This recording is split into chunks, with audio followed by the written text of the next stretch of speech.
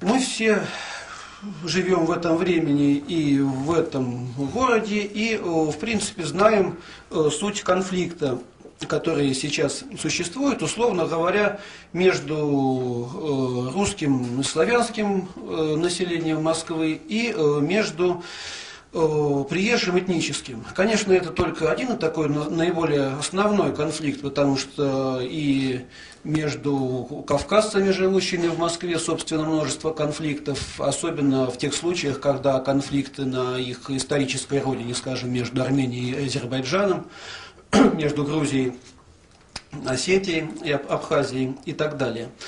Но как бы это частный случай. Я даже знаю, что некоторые общины национальные, там есть напряжение на основании того, что там люди вроде бы этнически одинаковые, из одной страны, вот в районах живут разных. И у них даже между собой такие вот терки, там, вот, а я вот из того района, а ты вот из того, и отношения, которые были там, переносятся сюда. Так что вот это вот поле конфликтов, оно огромное, и бесконечно можно его исследовать. Но в двух словах, какие претензии предъявляются со стороны русских и со стороны, ну, будем условно называть, приезжих, имея в виду приезжие именно из национальных районов. Со стороны местного населения. Первое – захват чужого жизненного пространства, в том числе высказывается мнение, что приезжие народцы пользуются теми благами, на которые не имеют права. Второе – разрушение национальных культурных традиций. Третье – разрушение генофонда коренной нации.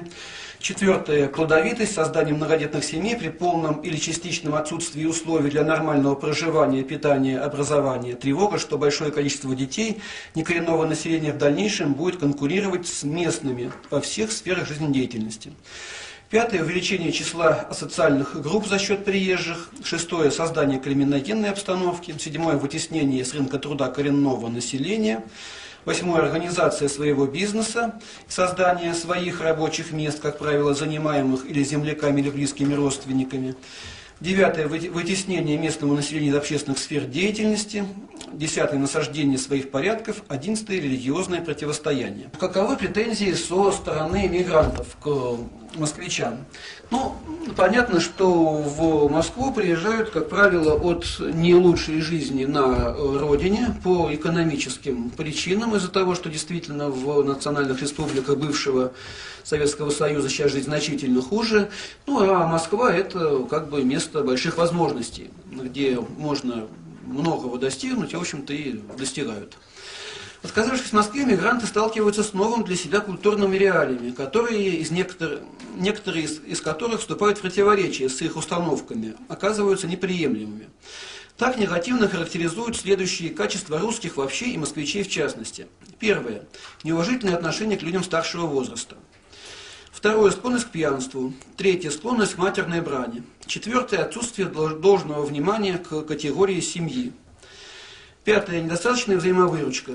Шестое – вульгарность поведения некоторых женщин, особенно молодых. Ну, в общем, тоже претензии как бы ясные. Я всегда, когда разговариваю с националистически настроенной молодежью, говорю о том, что там межнациональная борьба – это прежде всего конкуренция. Для того, чтобы, так сказать, в этой конкуренции победить, нужно заниматься собой, а не окружающими. Здесь мы видим действительно конфликт, который каким-то образом нужно решать. Ну, понимание этого конфликта, в общем-то, если откидывать эмоциональные оценки, оно присутствует. В частности, вот прочитаю высказывание одного человека, кавказца, который как бы оценивает общий такой взвешенный подход со стороны представителей землячества. Да, мы находимся в своей стране и можем жить, по крайней мере теоретически, там, где нам нравится. Но при этом мы не должны приходить на новое место жительства как завоеватели. Приезжий всегда на виду, с него больший спрос, и чтобы добиться успеха, он должен работать больше и лучше, чем местные жители. Если их нравы, обычаи и порядки совершенно неприемлемы для мигранта, то лучше просто уехать на родину. Некоторые стороны жизни в мегаполисе трудно принять человеку, получившему традиционное воспитание, к примеру, представителю какого-нибудь из кавказских народов. Равнодушие и холодность в отношениях между людьми, разрушение или ослабление родственных связей, отсутствие уважения к старшим и так далее. Но в этом случае никто не мешает сохранить в своей семье у себя дома традиционные устои. Вот такая красноречивая цитата. В общем-то, миграция в Москву была всегда. В общем-то, меня в свое время удивило, скажем, цифры. В общем, это хорошо видно по очень высокому уровню браков, которые заключают москвичи с приезжими. И действительно цифры такие, что стоит их даже перевести, немножко не в тему. Значит, известно, что в 1955 году доля браков между уроженцами столицы составляла всего 10%. В 1980-м 38%, в 1995-м 40%. Остальные браки заключались между коренными москвичами и приезжими. Ну и, в общем-то, и со временем все больше браков межнациональных. Причем, как закономерность, русские женщины вступают в браки с представителями других этнических групп. То есть вот даже по этой цифре мы видим, как Москва, в общем-то, удачно адаптирует приезжих, происходит адаптация. И адаптация происходит, в общем-то, не хуже, чем, скажем, в странах Европы, на которые мы привыкли ориентироваться, и во многом даже лучше. Действительно, у нас Советский Союз был многонациональной страной.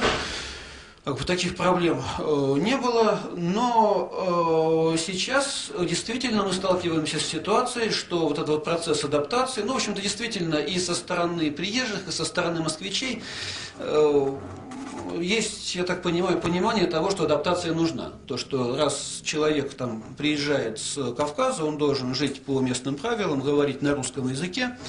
То есть, если он этого не делает, то это ему не в плюс, по крайней мере. То есть, он получает дополнительные, так сказать, моменты напряженности вокруг себя. Но сейчас действительно возникает ситуация, когда поток таков, что Москва не успевает его адаптировать. И, в общем-то, мы сталкиваемся с нашей, вот, так сказать, ну, мы как общество, сталкиваемся с ситуацией, когда здесь нужно что-то делать, нужно каким-то образом этот вопрос решать. Я думаю, через полгода этот доклад был бы интереснее, потому что были бы уже обнародованы данные новой переписи, по которым мы могли бы судить о том, какова динамика изменения этничности. Вот. Но даже если брать отрезок между прошлой и позапрошлой переписью, 1989-2001 год, то видно в целом динамика изменения. В принципе, процент русских в Москве изменился за это время не сильно, то есть с 89% до 84%. Вот. Уменьшилось количество евреев в 2 раза, понятно из-за чего, из-за интенсивной иммиграции, которая происходила в 90-е годы. То есть евреи с 3-го места... с 3-го места перешли на 6-е. Снизилось количество белорусов на 20%, но меньше стало прибалтов значительно. Вот. Количество грузинов увеличилось в 2 раза, армян в 2,8 раза, азербайджанцев в 4,8, таджиков в 12, узбеков в 2,8, туркмен в 1,7. Ну, причем, я думаю, что, скажем, киргизов 1,3, но сейчас, я думаю, наверняка больше, потому что приток мигрантов, как правило, зависит от проблем на родине. То есть, когда в Киргизии большие проблемы, наверняка приток киргизов увеличился. Вот, чеченцев в 20 раз, то есть тоже пример того, как вот в годы войны на родине очень сильно возрастает миграция. Вьетнамцев в 15 раз, китайцев в 34 раза. Ну, по вьетнамцам и китайцам понятно, что раньше их просто было мало. То есть их приток увеличивается, но такие зашкаливающие цифры из-за того, что изначальная величина небольшая. Вот, резко снижается доля русского населения во всех округах Москвы, кроме центрального и северо-восточного.